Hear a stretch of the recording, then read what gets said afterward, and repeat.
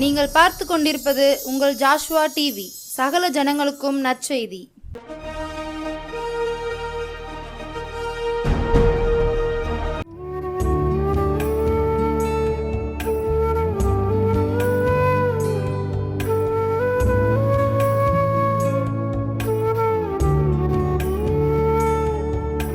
கிறிஸ்துவுக்குள் அன்பானவர்களே, Joshua TV நேயர்களே, இந்த வேளையிலும் கூட இந்த ஜாஷுவா டிவி மூலமாக கர்த்தர் எனக்கு ஜீவன் பலம் சுகம் கொடுத்து என்னை அழைத்து கர்த்தருடைய வார்த்தையை பேசும்படியாக இந்த நாட்களிலே ஒரு முன்மாதிரியாக ஒரு செய்தியை கர்த்தர் கொடுத்திருக்கிறார். அது உங்களுக்கு பிரயோஜனமாக இருக்கும் வாழ்க்கைக்கு என்று சொல்லி நான் விசுவாசிக்கிறேன். விசேஷமாக ஒரு வசனத்தை வாசித்து விட்டு கர்த்தருடைய ஒரு கவியை பாடி செய்திக்குள்ளாக போக நான் ஆசைப்படுகிறேன். 1 ராஜாக்களின் புஸ்தகம் 21ஆம் அதிகாரம் 3வது வசனத்திலே ஒரு விசுவாசியை பார்க்கும் பொழுது, நாபோத்து ஆகாப்பை நோக்கி, நான் என் பிதாக்களின் சுதந்திரத்தை உமக்கு கொடாதபடி கர்த்தர் என்னை காப்பாராக என்றான் என்று சொல்லி இங்கே ஒரு வார்த்தையை கர்த்தர் நமக்கு கொடுத்திருக்கிறார்.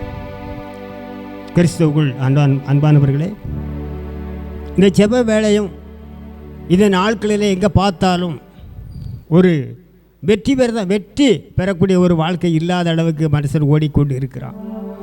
ஆனால் இந்த இயேசு ராஜாவை நம்ம கூப்பிடும்போது கர்த்தர் நம்மை ஆசீர்வதிப்பார். இயேசு ராஜா வந்திருக்கிறார், எல்லோரும் கொண்டாடுவோம், கைதட்டி நான் பாடுவோம். இயேசு ராஜா வந்திருக்கிறார், எல்லோரும் கொண்டாடுவோம், கைதட்டி நாம் பாடுவோம். கொண்டாடுவோம் கொண்டாடுவோம், கவலைகள் மறந்து நான் பாடுவோம். கொண்டாடுவோம் கொண்டாடுவோம், கவலைகள் மறந்து நாம் பாடுவோம். இயேசு ராஜா வந்திருக்கிறார், எல்லோரும் கொண்டாடுவோம், கைதட்டி நாம் பாடுவோம். கூப்பிடு நீ பதில் கொடுப்பார், குறைகளெல்லாம் நிறைவாக்குவார். கூப்பிடு நீ பதில் கொடுப்பார், குறைகளெல்லாம் நிறைவாக்குவார். உண்மையாக தேடுவோரின் உள்ளத்தில் வந்திடுவார். உண்மையாக தேடுவோரின் உள்ளத்தில் வந்திடுவார். கொண்டாடுவோம் கொண்டாடுவோம், கவலைகள் மறந்து நான் பாடுவோம். இயேசு ராஜா வந்திருக்கிறார், எல்லோரும் கொண்டாடுவோம், கைதட்டி நான் பாடுவோம். ஹல்லேலூயா. ஜெபிப்போம் கண்களை மூடி. ஸ்தோத்திரம் ஆண்டவரே, ஆவியானவரே உமக்கு ஸ்தோத்திரம், பரலோக பிதாவே உமக்கு ஸ்தோத்திரம். இந்த மாலை வேளையிலும் கூட கர்த்தாவே, இந்த பரிசுத்தமான வேளையிலும் கூட இந்த வல்லமுள்ள கரம் மக்களோடு இணைந்து செயல்பட நீங்கள் உதவி செய்யுங்க. அவருடைய இருதயத்தை திறங்க. இந்த வாழ்க்கை எப்படி வாழ வேண்டும் என்பதற்காக ராஜ்ய பரத்தில் எப்படி இருக்கிறது, சமுதாயம் எப்படி இருக்கிறது, இதுக்கு ஒரு முன்மாதிரியாக எங்களுக்காக தீர்க்கதரிசிகள் மூலமாக எங்களுக்கு எழுதி கொடுத்துருக்கிறேன். இது பூமிக்கு பிதா அனுப்பின சித்தம் கிறிஸ்துவாகிய நீரும் எங்களுக்கு வந்து எங்களுக்கு வசனத்தை போதிச்சிருக்காங்க. கேட்குற உள்ளங்களை பக்குவப்படுத்துங்க, தகுதிப்படுத்துங்க. தாழ்த்துமுடைய சமூகத்தில் அர்ப்பணிக்கிறேன். என்னை மறைத்து நீர் வெளிப்படுத்தும். இயேசு கிறிஸ்து நாமத்தில் ஜெபிக்கிறேன் நிகழ்ச்சி உள்ள நல்ல பிதாவே, ஆமேன் ஆமேன். கிறிஸ்துவுக்குள் அன்பானவர்களே, இந்த ஜாஷுவா டிவி நேயர்களுக்கும் இன்னும் இந்த சேனல் நடத்தக்கூடிய தமிழரசனுக்கும் இந்த இசை போடுகிற சாலமனுக்கும் கர்த்தராகிய இயேசு கிறிஸ்து நாமத்தில் அவர்களை வாழ்த்தி வரவேற்கிறேன். கர்த்தர் அவர்களை குடும்பங்களை ஆசீர்வதிப்பாராக. இந்த வசனம் என்ன சொல்லுது அப்படின்னு சொன்னால், இன்னொருக்க வாசிக்கிறேன். 1 ராஜாக்கள் 21ஆம் அதிகாரம் 3வது வசனத்தில் எல்லாம் ஒரு நாபோத்துங்கிற ஒரு மனுஷன் நல்லா விசுவாசி. ஆனால் அந்த 4வது வசனம் சொல்லுகிறது, இப்படி என் பிதாக்களின் சுதந்திரத்தை உமக்கு கொடேன் என்று இஸ்ரவேலனாகிய நாபோத்து தன்னோடு சொன்ன வார்த்தைகளுக்காக ஆகாபு சலிப்பும் சினவுமாய் தன் வீட்டிற்கு வந்து போஜனம் பண்ணாமல் தன் கட்டிலின் மேல் படுத்து தன் முகத்தை திருப்பி கொண்டிருந்தான். அப்பொழுது அவன் மனைவியாகிய யேசபேல் அவனிடத்தில் வந்து, நீர் போஜனம் பண்ணாதபடிக்கு உம்முடைய மனம் சலிப்பாக இருக்கிறது என்ன என்று அவனை கேட்டதற்கு அவன் அவளை பார்த்து, இந்த நாபோத்துடைய நிலத்தை நான் கேட்டதுனால அவன் கொடுக்க மாட்டேன்னு சொல்லிட்டான். ஒரு ராஜா ஒரு காரியத்தை கேட்டாச்சு அப்படின்னு சொன்னால் கொடுத்துடணும், அது முறை தான். ஆனால் அவன் என்ன சொல்லான் அப்படின்னு சொன்னால், கர்த்தர் என்னுடைய சுதந்திரத்தை காப்பாராக அப்படின்னு சொல்லி அவன் மேலே உள்ள ஆண்டவரிடத்திலே ஒரு போராட்டத்தை வச்சிட்டான். அது என்ன ஆகி போச்சு அப்படின்னு சொன்னால், பாவத்தில் தான் வந்து முடிகிறது. காரணம் என்ன அப்படின்னு சொன்னால், இவன் ஒரு சாதாரண ஒரு மனுஷன், இவனால் என்ன செய்ய முடியும்? நம்ம ராட்சிய பரத்தில் எவ்வளோவெல்லாம் வச்சுருக்காரு, யாரெல்லாம் என்னெல்லாம் கிழிப்படிதாங்க, இவன் நம்ம எதிர்த்தில் நிற்கிறான். அப்போ இந்த ஆகாபருடைய அரண்மனை பக்கத்தில் இவருடைய திராட்சை தோட்டம் இருக்குது. இந்த திராட்சை தோட்டத்தை எனக்கு கொடுத்துரு, உனக்கு பதிலாக நான் 2 மடங்காங்க தாரேன் அப்படின்னு சொல்ல இவன் அடம் பிடிக்கிறான். அதுதான் இதில் உள்ள ஒரு சம்பவம். இவன் ஏன் அடம் பிடிக்கிறான் அப்படிங்கிறதுக்கு நீங்கள் வேதத்தில் நன்றாக நீங்கள் சுற்றி வேதத்தை நீங்கள் வாசித்து பார்த்தியா அப்படின்னு சொன்னால், இவன் விக்கிரகங்களுக்கு தான் இந்த ஆகாப் ராஜா மனைவியும் ரொம்ப போராடுவாங்க. இஸ்ரவேலுக்குள்ளே உள்ள மக்களை வழி நடத்துறதுக்கு இவர்களுக்கு கிடையாது. அது ஒரு பொல்லாப்பு இருக்கிற அப்படின்னால கர்த்தர் அவர்கள் மேலே, இந்த ஆகாப்பு மேலே, அவனோட மனைவி மேலே கடும் கோபமாக இருக்கிறான். அப்போ என்ன ஆச்சுன்னு சொன்னால், அங்கே 7வது வசனம் போட்டிருக்கிறது, 1 ராஜாக்கள் 21ஆம் அதிகாரம் 7வது வசனம் போட்டிருக்கிறது. அப்பொழுது அவன் மனைவியாகிய யேசபேல் அவனை நோக்கி, நீர் இப்போதும் இஸ்ரவேலின் மேல் ராஜ்யபாரம் பண்ணுகிறவர் அல்லவா, நீர் எழுந்து போஜனம் பண்ணும், மகிழ்ச்சியாயிரும் அப்படின்னு சொல்லி இவனை 2 சாட்சிகளை வச்சு என்ன ஆகி போச்சு அப்படின்னு சொன்னால், கல்லால் எரிஞ்சு கொண்டிருந்தாங்க. 14வது வசனம் போட்டிருக்குது, பிற்பாடு யேசபேல் நாபோத்தை கல்லெறி உண்டு செத்தான் என்று சொல்லி அனுப்பினார்கள் என்று சொல்லி இவனை கொண்டுட்டாங்க. இவனோட மனைவி ஆகாபுடைய மனைவி இந்த நாபோத்தை கொன்று குபிச்சாச்சு, அவனுடைய இடத்தையும் எடுத்தாச்சு. காரணம் என்ன அப்படின்னு சொன்னால், நம்ம கொலை செய்தது யாருக்கும் தெரியாது அப்படின்னு சொல்லி இன்றைக்கி நிறைய பேர் வந்து என்ன பாவம் செஞ்சாலும் யாருக்கும் தெரியாது, நம்ம வழக்காடி வெளியே வந்துடலாம் அப்படின்னு சொல்லி ரொம்ப பேர் ரொம்ப நம்பிக்கையில் இருக்கிறாங்க. இவன் மனைவி செய்ததும் இவன் கேட்ட கேள்வி எல்லாமே எலியாங்கிற தீர்க்கதரிசிக்கு அங்கே கர்த்தர் பேசிவிட்டார். அப்போது இந்த 1 ராஜாக்கள் புஸ்தகம் 21ஆம் அதிகாரத்தில் 17வது வசனத்தில் சொல்லுகிறது, கர்த்தருடைய வார்த்தை திஸ்பியனாகிய எலியாவுக்கு உண்டாயிற்று. அவர், நீ எழுந்து சமாரியாவில் இருக்கிற இஸ்ரவேலின் ராஜாவாகி ஆகாபை சந்திக்கும்படி நீ போ.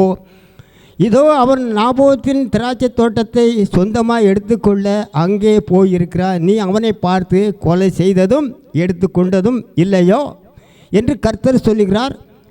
நாங்கள் நாபோத்தின் இரத்தத்தை நக்கிற ஸ்தலத்திலே உன்னுடைய இரத்தத்தையும் நாய்கள் நக்கும் என்று கர்த்தர் சொல்லுகிறார் என்று சொல்லி அங்கே ஒரு எச்சரிப்பை ஒரு ராஜாக்களுக்கு போய் இந்த எலிசாவை ஒரு தைரியமாக பேசக்கூடிய ஒரு காரியம் தான் கர்த்தராக இயேசு கிறிஸ்து பழைய ஏற்பாடு தேவனாகிய கர்த்தர் இவன் அபிஷேகம் பண்ணுற அப்படின்னால தைரியமாக போய் பேசுகிறான். அப்போ அதுக்கு அடுத்து அந்த ஆகாப் ராஜா சொல்லலாம் 20வது வசனத்தில், அப்பொழுது ஆகாப் எலியாவை நோக்கி, என் பகைஞனே என்னை கண்டுபிடித்தாயா என்றான். அதற்கு அவன், கண்டுபிடித்தேன், கர்த்தரின் பார்வைக்கு பொல்லாப்பானதை நீ செய்ய உன்னை விற்று போட்டா என்று சொல்லி இங்கே ஒரு வார்த்தையை சாப வார்த்தை அந்த ராஜாவுக்கு கூறுகிறான். பிரியமானவர்களே, காரியம் என்னன்னு சொன்னால், சாதாரண ஒரு நிலம், இந்த நிலத்தை கொடுக்கல அப்படின்னு சொன்னால் நீ இருக்கிறதுல பண்ண வேண்டிய ஒரு கொலை செய்துட்ட, அப்போது ஒரு ராஜ்யபாரம் அழிக்கப்பட்டு போவோம், உன் சந்ததியே இல்லாமல் போகும் அப்படின்னு சொல்லி தீர்க்கதரிசி கட்டளையிட்டு அவனுடைய காரியங்களை அவனை சேர்ந்தவங்க அத்தனை பேரும் 70 குமாரரையும் கம்ப்ளீட்டாக அழித்து முடிச்சிருக்காங்க. அதுக்கடுத்து எகுங்கிற ராஜா வந்து எலிசா தீர்க்கதரிசி எகுவை அபிஷேகம் பண்ணி அடுத்து அவனுடைய சாணத்தை இல்லாத அளவுக்கு ஆக்கி போட்டுட்டார் என்று வேதத்திலே நம்ம வாசிக்கிறோம். இந்த ராஜா அநீதி செய்தபடினால அவருடைய சந்ததி அழிஞ்சு போயிடுச்சு அப்படின்னு சொல்லி வேதத்திலே நம்ம பார்க்குறோம். பிரியமானவர்களே, ஆனாலும் அதுக்கு அடுத்து முன்மாதிரியாக தாவீது ராஜா ஒருவர் இருக்கிறார். அப்போது தாவீது ராஜா என்ன செய்தார் அப்படின்னு சொன்னால், அங்கே ஒரு மனுஷனை சவுலுடைய பேரன் அப்படின்னா யோனத்தானுடைய மகன், அவனுக்கு கையும் காலும் விளங்கலை, அவருடைய நிலத்தில் நீ வாங்கிக்கிடலாம் என்று சொல்லி அங்கே ஒரு வார்த்தையை கொடுக்கிறார். அப்போ 2 ராஜாக்கள் புஸ்தகம் 9ஆம் அதிகாரம் 7வது வசனம் போட்டிருக்கிறது. தாவீது அவனை பார்த்து, நீ பயப்படாதே, உன் தகப்பனாகிய யோனத்தான் நிமித்தம் நான் நிச்சயமாய் உனக்கு தயவு செய்து உன் தகப்பனாகிய சவுலின் நிலங்களை எல்லாம் உனக்கு திரும்ப கொடுப்பேன், நீ என் பந்தியிலே நித்தமும் அப்பம் புசிப்பாய் என்றான். இதுதான் ராஜா.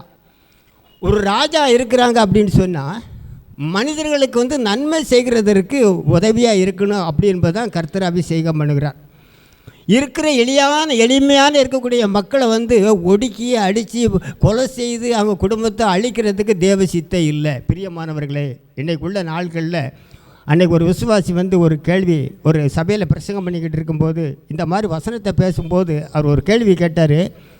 இந்த ஆகாப்போட சரித்திரத்தை நீங்கள் எடுத்து பேசியிருக்கேன், நான் அதை கேட்டிருக்கேன், ஆனால் அதில் ஒன்றே ஒரு காரியத்தை அவங்களுக்கு நான் திரும்ப சொல்லட்டுமா அப்படின்னு. என்ன நான் சொன்னது தப்பாக போச்சு அப்படின்னு கேட்டேன். இல்லை, என் மனசில் பட்டதை நான் உங்கள்கிட்ட சொல்லுதேன் அப்படின்னு. சொல்லியா, என்ன நல்லதாக இருந்தாலும் சொல்லிடு, கெட்டதாக இருந்தாலும் சொல்லிடு, அதை பற்றி எனக்கு கவலை இல்லை அப்படின்ட்டேன்.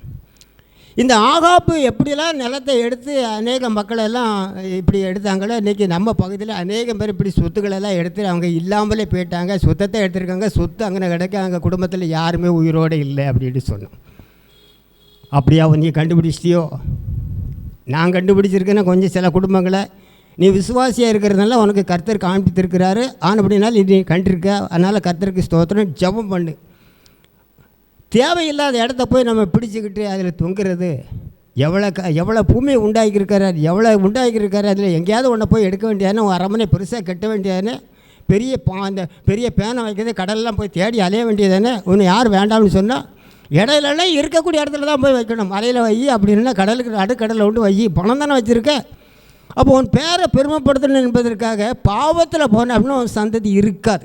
வேதம் அப்படித்தான் சொல்லுகிறது. அப்போ இந்த தாவீது ராஜா அப்படி அவன் சொன்ன உடனே 8வது வசனம் போட்டிருக்குது. 2 சாமுவேல் 9ஆம் அதிகாரம் 8வது வசனம் போட்டிருக்கிறது. அப்பொழுது அவன் வணங்கி, செத்த நாயை போல் இருக்கிற என்னை நீர் நோக்கி பார்க்கிறதற்கும் உமது அடியான் எம்மாத்திரம் என்றான். ஒரு ராஜாவை வணங்குதான், அவனை வாழ்த்து தான், எல்லாம் செய்தான். ஒரு ஏழை ஒரு ராஜாவை பார்த்து வாழ்த்தி அவனை வணங்கினாங்க அப்படின்னு சொன்னால் அவன் குடும்பம் என்றைக்கும் ஆசீர்வதிக்கப்படும். இன்றைக்கி ராஜா பைபிளில் நிறையா பார்த்துருக்காங்க. அர்த்ததஷ்ட ராஜா இருக்காங்க, அகஸ்வரு ராஜா இருக்காங்க. இவர்களெல்லாம் தேவச்சனங்களை ஒடுக்குறாங்க அப்படின்னு சொல்லி பார்க்கல. அவர்களெல்லாம் தேவச்சனங்களுக்கு தேவையானதெல்லாம் வறட்சியான காலங்களில் எல்லா காரியங்களையும் செய்து கொடுத்துருக்காங்க. இல்லைன்னு அவங்க சொல்லலை. காரணம், இந்த நாட்களில் அதிகமாக வறட்சி வருகிறது. இந்த ஆகாப்புட காலத்தில் 3 வருஷமும் 6 மாதமும் பஞ்சம் இருந்துச்சுன்னு எலியா தீர்க்கதரிசி சொல்லார். நான் 2024ஆம் அதிகாரத்தில் 11வது மாதத்தில் 2 வயல் விளைஞ்சி கிடக்கு, 2 வயல் சும்மா கிடக்கு, தரிசியாக கிடக்கு, வருகிற ஒரு வறட்சி இருக்குங்கிறதே இதே நெட்டில் தான், இதே தொலைக்காட்சியில் நான் போட்டிருந்தேன். அப்போது இன்றைக்கி உள்ள நாட்களில் எங்கே பார்த்தாலும் வறட்சி தேடிக்கொண்டு இருக்கிறது. கேரளாவில் மழை இல்லை, கர்நாடகாவில் மழை இல்லை. இப்போ முதலமைச்சர் போய் தண்ணியை போய் பிடிங்கிட்டு வருவார். முதலமைச்சர்லாம் தண்ணியை பிடுங்க முடியாது, மேலே இருக்க அமைச்சர் தான் பிடிக்கி விடணும். அவர் வானத்திலிருந்து மழை பெய்ய செய்யணும் அப்படின்னு சொன்னால் நீங்கள் என்ன செய்யணும்? தேவனை தொழுது கொள்ளணும், தேவனிடத்தில் நீங்கள் போராடணும், ஆண்டவர்கிட்ட தேசம் செழிக்கணும். 6 மாதம் மழையிலெல்லாம் போதும், நமக்கு நீர் மட்டமே இருக்காது. அப்போ இந்த போராட்டத்தை போய் ஒரு மனிதரிடத்தில் போய் நம்ம சொல்லுவோம். அந்த அரசாங்கத்தில் அவர் இருந்தார்னா தண்ணியை பிடிங்கான்னு கொண்டு வந்துடுவார், இவரால் ஒன்றும் கொண்டு வர முடியலை அப்படின்னு சொல்லி நிறையா பேசிக்கிட்டு இருக்காங்க. அப்போ நான் சொன்னேன், இந்த ஆட்சி மாறுறது மே மாதம். மே மாதத்தில் நம்ம பகுதியில் மழை பெய்ய செய்ய மாட்டார். அக்டோபர் மாதத்தில் தான் அவர் மழை பெய்ய செய்வார் கடைசியில். இப்போ போய் அவர் முதலமைச்சரை போய் நீங்கள் பேசினு சொன்னால் உங்களுக்கு புத்தியில்னு தான் அவர் சொல்லணும். கொஞ்சம் யோசித்து பாருங்கள். அவர் ஒரு மனிதன் தான். நான் அரசியலை பெருசாக பேசலை, எந்த அரசாங்கத்தையும் பெருசாக பேசலை, வேதத்தை தான் நான் பெருசாக பேசுறதுனே தவிர நீங்கள் செய்த தவறு இந்த வேதம் உங்களை சுட்டி காட்டுகிறது. இப்படி நீங்கள் போகக்கூடாது என்பதற்காகத்தான் அநேக ஊழியர்களை பழைய ஏற்பாட்டில் வச்சுருக்காரு, இன்றைக்கி புதிய ஏற்பாட்டில் வச்சுருக்கிறாரு. இன்றைக்கும் என்றைக்கும் ஆண்டவர் வச்சுருப்பார். அவங்கள யாரும் அழிக்க முடியாது. அப்போ நம்ம வாழ்க்கையை எப்படி கொண்டு போகிறோம் அப்படிங்கிறத யோசிக்கணும். உலக்கரிசி சாப்பிட்டுக்கிறதுக்கு யாருக்குமே குடல் கிடையாது. 4 முட்டை சாப்பிட்டு சீரணம் ஆகிறதுக்கு தகுந்த மனுஷனும் கிடையாது. ஒரு முட்டை சாப்பிட்டாலே எனக்கு நெஞ்சுக்களே நிற்கிட்டு சொல்லக்கூடிய மக்கள் எக்கச்சக்கமாக இருக்காங்க. அதோட 4 மாத்திரை போடணும் அப்படிங்காங்க. அப்போ இப்படி உள்ள வாழ்க்கையில் எதற்கு தேவையில்லாத ஒரு விசுவாசி இடத்த போய் எதுக்கு இருக்க அப்படி? அவன் உலகத்தை பற்றி தெரியாதவனாக இருந்தால் கூட பரவாயில்ல, சரி போட்டு ராஜா தானே கேட்கறன்னு கூட்டிகிட்டு போகிறோம். இவன் போடுறத கூட பெரும்போட போட என் சுதந்திரத்தை கர்த்தருக்கா போகிறாங்க அப்படின்னு சொல்லலாம். இது என்ன செய்ய முடியும்? இது யாராவது மடக்க முடியுமா? அதை அவர் பார்க்குறார். இவரோட செபத்தை அவர் பார்க்குறாரு. இதில் தான் ஒரு போட்டியை வச்சிருன்னு சொல்லி அவன் செத்துட்டான், அவன் பரலோகம் போயிடுவான். ஞாபகத்தை கர்த்தர் கூட்டிகிட்டு போயிடுவார். ஆகாப்ப என்ன செய்திருவார்? கூப்பிட்டு போவாரா? துன்மார்க்கம் பண்ணக்கூடிய ராஜா எந்த ராஜாவாக இருந்தாலும் சரி தான், தேவனுடைய ராஜ்யத்துக்கு சுதந்திரத்தை கொள்ள முடியாது.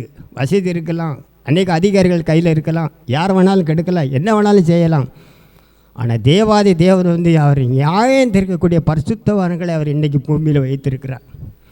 இன்றைக்கி அரசாங்கம் மாறி அநேக மக்கள் இன்றைக்கி ராஜாக்களெல்லாம் தேடி மாற்றத்தை எதுக்கு கொண்டு வராங்க அப்படின்னு சொன்னால் அநேக மக்களுக்கு வந்து தெரியும். அநேக மக்கள் இன்றைக்கி அன்றைக்கி கடையூர் பகுதியில் வந்து ஒரு 30 தென்னை மரத்தை ஒடிச்சு போட்டுருச்சு அப்படின்னு சொன்னாங்க. யாது? யானை. அப்போ அதுக்கெல்லாம் பாதுகாப்பு கொடுக்கணும் அப்படிங்காங்க. தேவனால் உண்டாக்கப்பட்ட மனுஷனுக்கு பாதுகாப்பு இல்லை, வனவிலங்கு அதை பாதுகாக்கிறதுக்கு அது யாரும் ஒன்றும் செய்திடக்கூடாது. ஒரு புரட்சி தலைவர் எம்ஜிஆர் வந்து வனவிலங்குகளை அழிக்கக்கூடாது அப்படின்ட்டார். அவர் போட்ட சட்டத்தை அவங்க ஒன்றும் செய்யக்கூடாதுன்ட்டார். ஏன் நீ குடும்பத்தோடு பாதுகாக்க வேண்டியதுன்னு? அவங்க பத்திரம் போட்டு தானே இடத்துல விவசாயம் பண்ணுதாங்க. அப்போ அவங்க இடத்துக்குள்ள அந்த வனவிலங்கு போகக்கூடாதுல்ல, ஏன் போகுது? அதை தடுத்து நிறுத்தலை. உனக்கு ஒரு சட்டம், சம்சாரிக்கு ஒரு சட்டமா? கொஞ்சம் யோசித்து பாருங்க.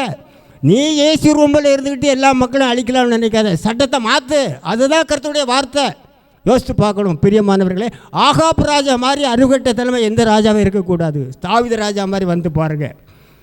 ஒரு இல்லாதவனுக்கு உன்னுடைய நிலத்தை நீ வாங்கிக்கா, என் பந்தியில் நீ அப்பம் புசிக்கலாம் அப்படின்னு சொல்லி இன்றைக்கி இஸ்ரவேலில் ராஜா ஒருவர் இருக்கிறார் என்று சொல்லலாம். அந்த சந்ததியில் தான் கிறிஸ்து பிறந்திருக்கிறார். பிரியமானவர்களே, யோசித்து பாருங்கள். நம்ம வாழ்க்கையை எப்படி கொண்டு போகிறோம்? ஒரு வேளைக்கு சாப்பாட்டுக்கு 3 வேளை சாப்பிடக்கூடியவங்க நம்ம விவசாயம் பார்த்தவங்க முன்னால் சாப்பிட்டாங்க, ஆனால் அவங்களுக்கு சாப்பாடு கிடைக்கல. ஆனால் எனக்கு 3 தடவை சாப்பிடுதாங்க, பலம் இல்லாமல் போயிடுச்சு. அப்போ நம்ம எப்படி வாழணுங்கிறதுக்கு நம்ம கற்றுக்கொள்வதற்கு பவுல் அப்போஸ்தலர் ஒரு வார்த்தையை சொல்லி முடிக்கிறார். பிரியமானவர்களே, ரோமர் 12ஆம் அதிகாரம் 3வது வசனத்தை வாசிப்போம். ரோமர் 12 3வது வசனம். அது சொல்லுகிறது, பவுல் அப்போஸ்தலர் சொல்லும்போது, இந்த உலகத்துக்கு ஏற்ற ஒத்த வேஷம் நீங்கள் தரிக்கக்கூடாது அப்படின்னு சொல்லி ஒரு கட்டளையாக சொல்கிறார். அப்போ ஏன் அப்படின்னு சொன்னால் 12ஆம் அதிகாரம் ரோமரில் 2வது வசனம் சொல்லுகிறது, நீங்கள் இந்த பிரபஞ்சத்திற்கு ஒத்த வேஷம் தெரியாமல் தேவனுடைய நன்மையையும் பிரியமும் பரிபூர்ணமான சித்தை இன்னதென்று பகுத்தறியத்தக்கதாக உங்கள் மனம் புதிதாகிறதுனாலே மறுரூபமாகுங்கள் என்று சொல்லி இங்கே புதிய ஏற்பாட்டில் பவுல் அப்போஸ்தலர் இப்படியாக கமாலின் அருகே கல்வி பெற்ற மனுஷன் பூரா உலகம் பூரா குப்பைட்டான். வீடு பெரிய பங்களா கட்டுறது வேண்டாம், அது ஒரு நாளைக்கு அழிஞ்சிரும்.